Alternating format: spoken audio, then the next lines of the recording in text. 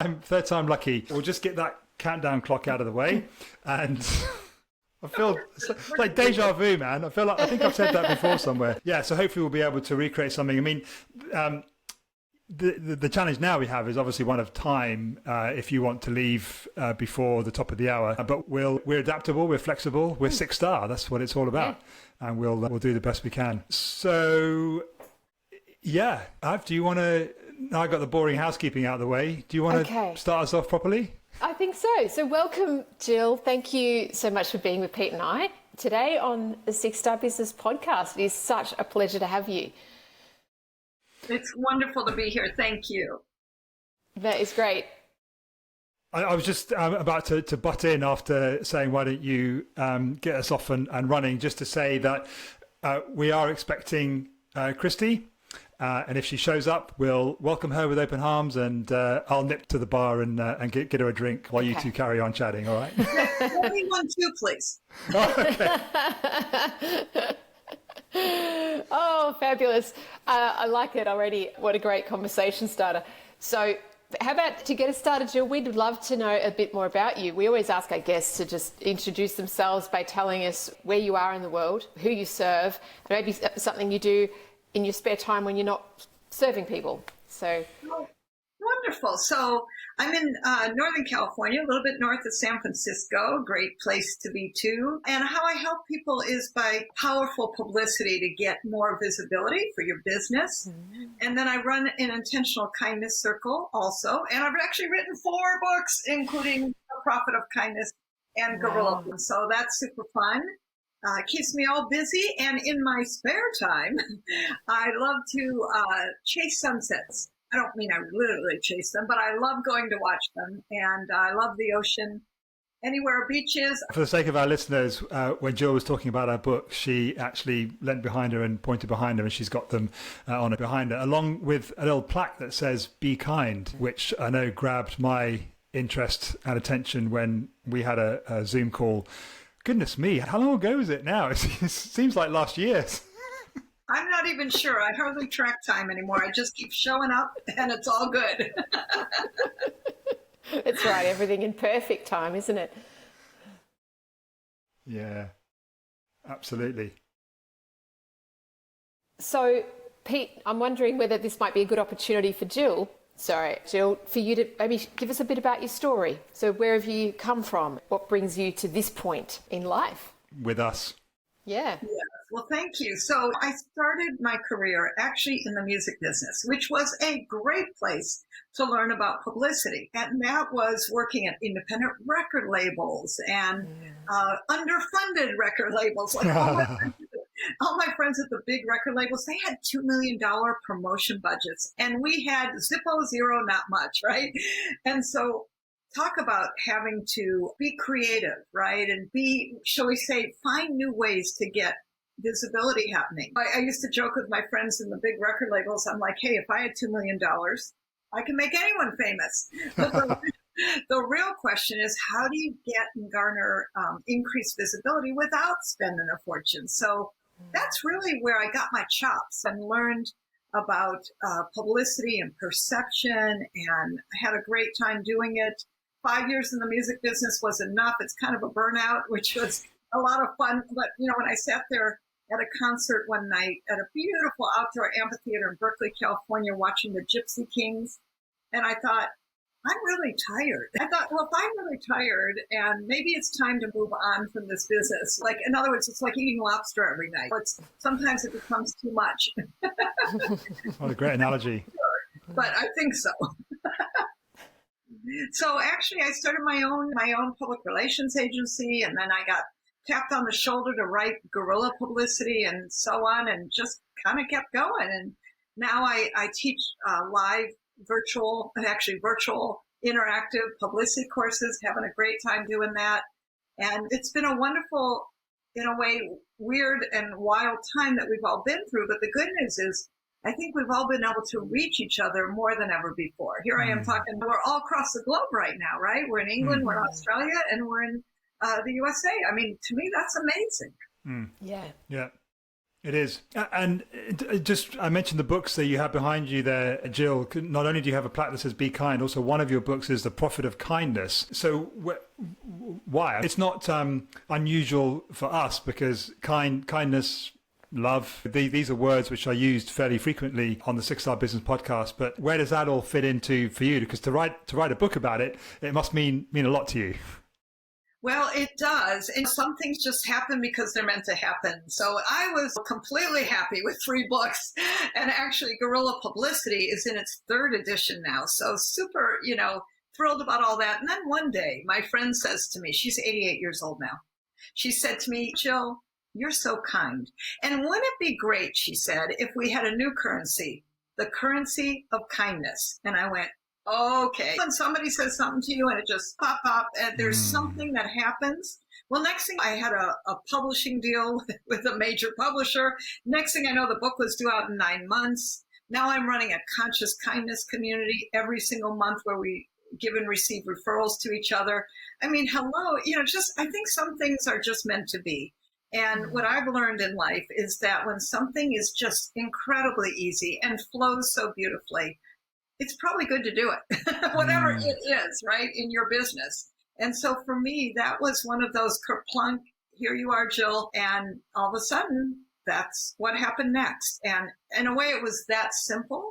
And in fact, listen, I've been helping people get book deals for 18 years, major book deals. And I'll tell you something, it's not always so easy, meaning it's a process. So I also recognize that when a process is really easy, let's go. It's just a sign from the universe, God, whatever you feel and believe. But it was time to go, meaning make it all happen. That's so interesting, Jill. I just love it. I want to dig in deeper. But, you said when you left the music business, it was 5 years with the music business, and then you set up your own business at that point. You must have been quite young then to do that. Would I be right? Yes. I hung my shingle and I had no idea how to do a business. I mean, it's like, let's see, how much should I charge? I don't know. Well, I just made it up. So here's what I want to say. Sometimes what I've learned in my career is you just jump in, and that old thing about the wings will be given to you, right, when you jump off the mountain. So especially, yes, in business, we're not going to have all the answers. Perfection is the killer. Like if everything has to be perfect, then probably most of us wouldn't do much. So one thing I train my clients in this too. There's no getting ready to get ready. We just go, right? And then we shift and change along the way because things will show itself what's right, what's working, what's bad, what's not working. It will show itself. I just did my first publicity challenge. I was super excited. I've never done a publicity challenge before. I've never even done a challenge before. And we just did it. Was it all perfect? Did we do everything right? No, but that's life. And I do think, like when you watch plane flies, they're never like in a perfect trajectory. They're always a little bit left, a little bit right. The pilot's correct. That's what business is. You just go a little bit left, a little bit right. Sometimes you zigzag, sometimes you fall down, and you keep going. And listen, I've had my failures. We've all had our failures. Programs that I tried that, didn't work, or maybe it wasn't their time. And I find for me, a secret to success is to just keep moving. And that not everything will be perfect or great, much to my assistant's chagrin. She's like, yeah, but we don't have all the this, that done. I'm like, so we're just going to do it. We're going to try it. We're going for it. Sounds like you've maintained and kept that just get out there and do it spirit right back from when you were in the music business. Yes, I have it. It's entrepreneurship. That's what in entrepreneurship, that's what a business is. I don't have all the corporate structure. And by the way, I've been brought into Philips Corporation and major banks and software companies. Why? Because sometimes they're all so busy being perfect, they can't even figure out their message, which I happen to be really good at. Messaging, monetizing messages, making things work from a public relations standpoint. But I do think that you just sometimes got to jump in the deep end and learn to swim. or wear a life jacket, one of the two. Well. When you think back on your career, Jill, what's been some of the highlights for you? Well, so many. A couple things. Number one, having my first book, Guerrilla Publicity. When that was born, I like to think of my books being born kind of like children, because they do. They take about 9 to 12 months, and they take a while to marinate, and then you got to do all kinds of things to help them out. So when my first book was born, Guerrilla Publicity, I remember going to a major bookstore and doing a book signing, and all of a sudden I saw my poster there in like life size, and that kind of scared me. Yeah, but there was like, wow, it was also super exciting. But I felt like when like little chicks are born and they go peek, peek, peek, peek, and they're trying to get out of their egg. And then all of a sudden, that's what life is sometimes. You go peek, peek, peek, and you get out of your shell. And you go to different places and be born, right? Mm-hmm. And so with the book being born, and now in its third edition, that for me was an absolute highlight. Mm. Another huge highlight was speaking on Tony Robbin's stage. Very exciting. Very scary. 600 people, maybe 800 people in the room. And Tony introducing me, who had never met me before, who I'd never met before. How did that come about? A referral. See, this is about staying connected, right? And it was somebody... Tell us more. Tell us about the story that led to you being on the stage at a Tony Robbins event. Sure. This was a gentleman, Chet Holmes, who wrote beautiful sales books. Chet was an amazing marketer. He died way too young of cancer. Actually in his 40s, and just a beautiful man. So Chet had seen me speak. He knew of my work, and he wanted to get me on that stage. I actually don't even know exactly how that happened on his end, but next thing I know, he was referring me to the Tony Robbins stage. But part of that was because he had seen me speak. J. Conrad Levinson, who you might be familiar with, who wrote all of the guerrilla marketing books, who I'm blessed now to have written a guerrilla publicity book with. Mm-hmm. And Jay knew Chet, and Chet knew Jay, and all this kind of who knows who bit. So it leads me to it's not who, but it's who knows you. And next thing I know, I'm on Tony Robbins' stage. By the way, one of only, out of 24 speakers, the only woman, which I thought was really interesting. So you know what I did? I went out and bought a skirt. I love that. I didn't have a skirt when I got to Las Vegas. We did it in this huge hotel and a big ballroom, and I just didn't have a skirt prepared. So I went out and bought a skirt because I realized, oh my gosh, I'm the only woman. So let's play it up. Yeah. So that was fun. It was fun, and it was an amazing experience, and I'm very grateful. I'd imagine. Scary, potentially scary as well. What was there? Very scary. I mean, the truth is, I remember when Tony welcomed me to the stage, and I put my hand into his to, thank him. And he's a giant. I mean, my first thought was, where's my hand? Where'd my hand go? And then I'm supposed to, I know I'm being videotaped and recorded and all this stuff. And then these people, they're trained to, of course, give you a standing ovation. All this energy's coming at me in a beautiful way. And so one of the things I've learned over my years of experience is how to manage energy. And I think as an entrepreneur, as a business person, you have to learn to manage energy. That's not to say I wasn't scared, because I was. My heart was pounding. My knees were shaking. But here's the good news. They can't see it. They can't see it. Listen, I've been in PR a long time, over 25 years, and here's what I know. People don't know what you didn't say or can't remember or didn't make that main point. Who cares? This is the part about giving up the perfectionism, including me and for all of us, right? That things are never going to be perfect, and if you're waiting for that, you're going to wait a long time. So this is the thing about we just go. And that's been my philosophy, and it has actually helped me to be successful. Even when I didn't know how, doubted myself, which I do plenty of too, was scared, so what? I just learned how to manage it. I've learned how to manage it. Makes a big difference.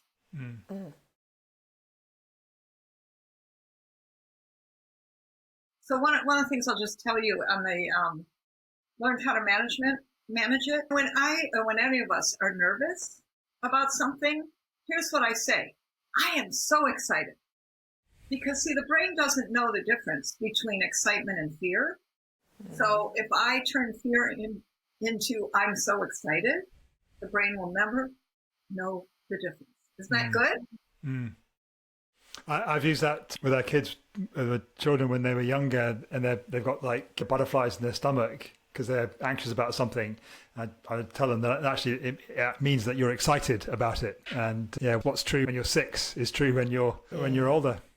Yeah, that's a great reminder. I'll tell you, I didn't come in like this. I mean, I've worked with coaches and consultants and gotten a lot of my own bugs out. My parents were blue-collar workers. Nobody graduated university. I was the first one to actually go to law school, where I dropped out. I dropped out of law school, much to my parents' chagrin, who's like, what are you doing? What are you going to be? I'm like, I'm going to be an entrepreneur.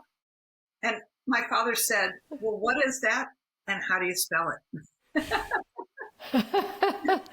Well, I'm still learning what it is, but I do know how to spell it now. It's a continuous journey. Mm. So where did that come from, do you think? If you didn't have any role models in your life, where did that desire to be your own boss and plow your own furrow come from? I couldn't tell you.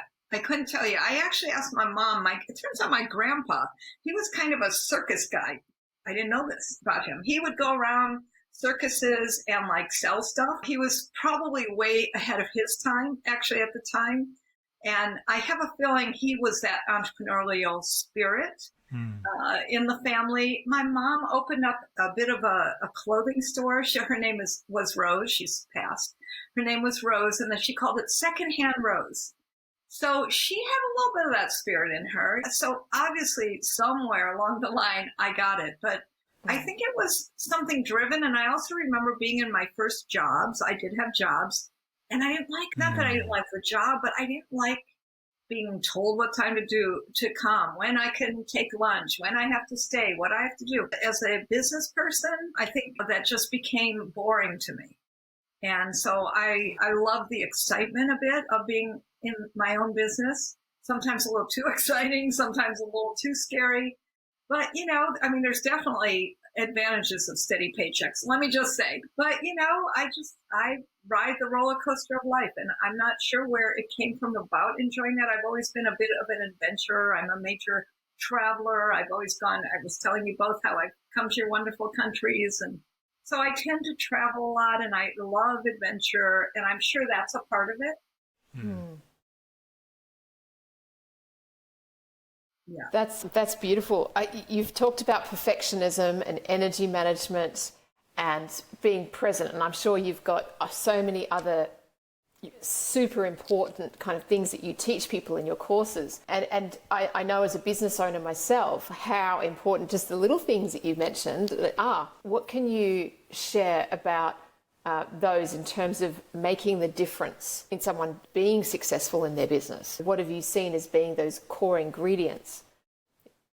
Well, a couple things. Well, obviously I'm going to talk from being a PR expert. You've got to have a good message. You got to have a good message. You got to know what to say. You got to be ready. You got to know who the heck you are and what you deliver.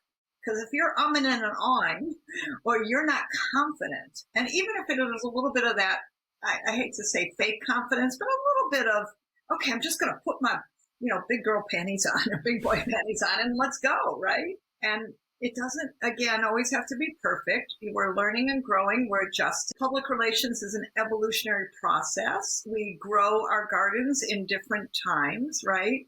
Meaning different seeds that we plant grow in different ways. So I do believe that, number one, know your message. Even if you shift it occasionally, have a good message. So to me, there's some foundations, and that is one of them. And a key. Frankly, good at it. Hopefully, you're catching that from some of the things I'm saying. Listen, people around me, it's called, you need to be a yes. What does that mean? It means that when we come up with an idea and I can see that it's going to work, it's called yes, let's do this and let's figure out how. Like the challenge. None of us had an idea how to do the challenge, the publicity challenge. And it came off perfect? No, but great. And then, so I like to keep people around me who are very positive, who are upbeat. And that's mandatory with people I work with. By the way, my people are contractors from all over the world. I don't actually have a full-time staff. It might look like I do, But actually I don't. And they're in all different locations. And we come together on Zoom. We have staff meetings on Monday at 9 a.m. every Monday. And then somebody who can't make it, I have different meetings with her. But, my coordinators, we all come together and we do different aspects of the business. So I do think also having team is good. Having team is good. And even if it's one person that you hire for 2 hours a week, it's going to make a big difference. Why? Because you can let some things go. So I do think people who try to do everything in their business, it's too much. It's too much. Listen, I can hardly keep track of my own schedule, right? And all I do is I look at my schedule and I know where I have to appear, right? And I've got someone scheduling me. I have Calendly that I can just send people links for. Automate yourself as much as possible. And that's always an interesting dilemma, so to speak. But I think getting things like Calendly or whatever time management system works for you, and let people schedule themselves in. Have ways that you can automate invoices. Just make things as much as possible automated. I got texts from you about, hey, we can't wait to see you on the podcast. You didn't have to call me up and to remind me what time. So automation where we can, especially in today's world, makes things so much easier. And automate everything you can, get support, and then have a great attitude, because some things will work better than others. Even people that are just listening to this and not seeing the video on YouTube will have a sense of your energy and your attitude, and they be able to see your smile. But it's for me, one of the most exciting things about talking to you is just this smile just radiating out of the screen. I don't know how to ask this question, and if you don't want to answer it, that's absolutely fine. You're really kind to share with us kind of the highlights of your career, and there's some amazing experiences and lessons that you learned from that, and you've shared with us. What about lessons that you've learned when things haven't perhaps worked out the way that you planned? Do you feel open and safe enough to share some of the down points? Yeah, well, it's times I felt like I was falling on my face. It was disappointing. Listen, there was a time I fell and fractured both ankles at once in multiple places. Now, talk about impacting and affecting your business, right? In fact, I was actually speaking in Canada, so I was on an international trip. Oh my gosh, literally a trip. And next thing I know, I'm trying to get into hospitals in another country and dealing with things that I didn't know how to deal with. Well, actually, the people who booked me to speak, the meeting planner, instead of taking me out for a drink the night before my presentation, was in the hospital with me and trying to help me manage that. United Airlines wouldn't let me on the plane for quite a few days due to mobility issues. And next thing I know, I'm being wheeled through a plane. Oh, it was just not charming. But, the good news is people rallied together. They brought me meals. They took care of me. They were very kind, right? But that changed a lot of stuff right away. And that was really tough. Try doing business from a bed where basically I had no mobility. And I was actually in a wheelchair for 6 months. That's how bad it was. I mean, the good news is I'm good now. And it was a moment, right? But here's the thing. I always like to see what is the deeper meaning of things. And I looked at, why did I get stopped in my tracks? That's how I interpreted it.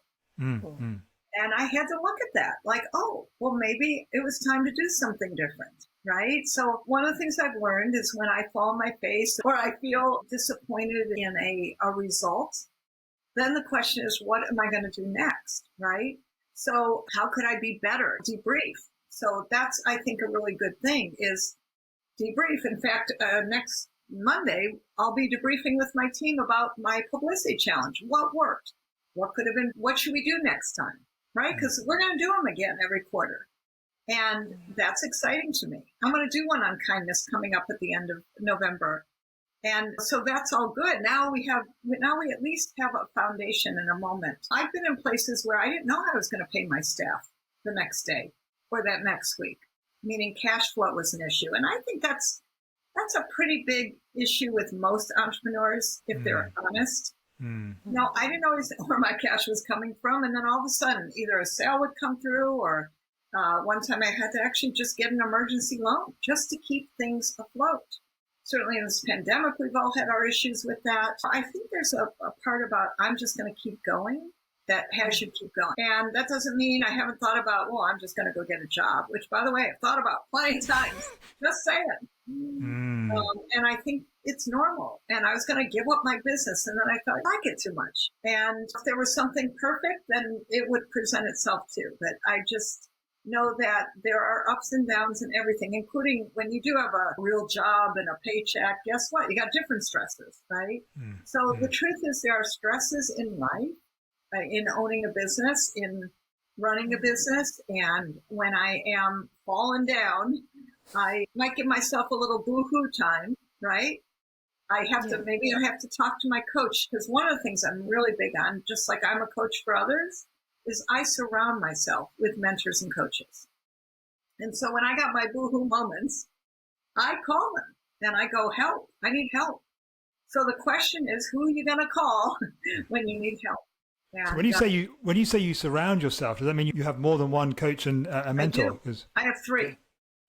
Okay. Why? Tell us more about that. Well, I have 3 because they're different. They're very different people. One is a really incredible marketing kind of mind. Another one has they all have very different skills. Let me just put it that way. Very different skills. And they teach me very different things.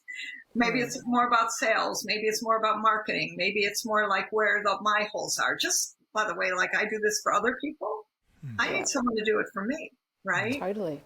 Yeah. So they're really different. They offer different kinds of services, but I believe in being surrounded by people who are successful. They are successful, each one of them in their own right, completely different. But I want to surround myself with people who are successful, or as one of my coaches says, he's a toe ahead of me in the water, one toe ahead of me. And he can see things differently. He's really good with numbers. When I first started working with him, I didn't even know what a P&L was, profit and loss statement. I don't know, and I don't care. Well, you got to care. But that doesn't mean I have to do it. See, this is the thing about team. I've got a bookkeeper and a CPA. It's not my skill set. I'm not going to operations, because medical operations, I'm not a doctor, if you know what I'm saying. I like to stay in my lane. And I think I'm a great publicity expert. I know how to find a message. I'm really good at things that I'm good at. So I think it's really important you know what you're good at, stay in your lane, and get other people around you who know what they know and are good at what they're good at. And I think that's really important. And I also have other kind of coaches. Like right now, some food and nutrition I'm working with, and that's a particular coach. In the world of spirituality, I have someone I work with. So I think it's really key that you get the people who are specialists in their fields. Yeah. I don't know about you, but one of the things I've just absolutely adored about this conversation is I don't think we've mentioned 6-star business once, and yet the whole conversation has just totally exuded everything 6-star. Even the thing about, one coach isn't enough, 3 coaches, that's 6-star. That's going better, that's being better. And you've blown me out of the water, Jill, with your energy and your insights and your kindness. And your smile. Yeah, I'm just conscious of the time. You said that you got something at the top of the hour and we're approaching it. Any comments or questions, Av? I feel the same way, Jill. It's just been amazing. I have one question for you, and it's for you to just think, if there was one thing that you could give to our listeners that would, maybe it comes from your genius and it somehow helps them to be better, be more of a 6-star business, what would that be? Well, besides my free gift that I'm going to give all of them in just a moment, one thing I would love to remind you about is that your message matters. And so with that, it's important to have a good one, to create what I love to do is encourage people to create a solution to a problem out there. Not just like, ooh, here's what I do in my business, but what are you a solution to? And start really thinking about that. Because that's the message that's going to really support to frankly engage with you, do business with you, and hire you in whatever capacity. So your message matters is what I want to leave you with and have you really be focused on. And then I would love, because there's lots of public relations tips that I have actually put into a wonderful action guide that I know will help all of you, and I'd love to give it to you as of all of you. Yeah, you bet. And I know you'll have the link that you can put in the chat, but for those listening, super easy. You go to publicitycrashcourse.com/free gift. All right. And that'll get you the link for a super great action guide loaded with wonderful, more free publicity tips that you can use immediately. Wonderful. We'll put the link in the show notes as well, and be sure to publicize that and inside the community as well. So on behalf of our listeners, thank you for your generosity. Oh, thank you. It's great to be here. Thank you, Jill. Well, that's a wrap, I think, as they say. They say that in the film business. Do they say that in the music business as well? Yeah, pretty much everywhere. It's a good one. It's a wrap. It's a wrap. It's a wrap. Well, hopefully see you sometime soon. Bye. That was another stimulating, thought-provoking episode of the 6-Star Business Podcast. Thank you so much for getting this far. Please go ahead, like, subscribe, and give us a comment, review. Rating, if there was a 6-star, we'd love you to give us a 6-star rating, but to just go as high as you can. And if you want to continue the conversation with us and all the cool people who've joined us from the podcast, head on over to apply.6starbusiness.community. See you there.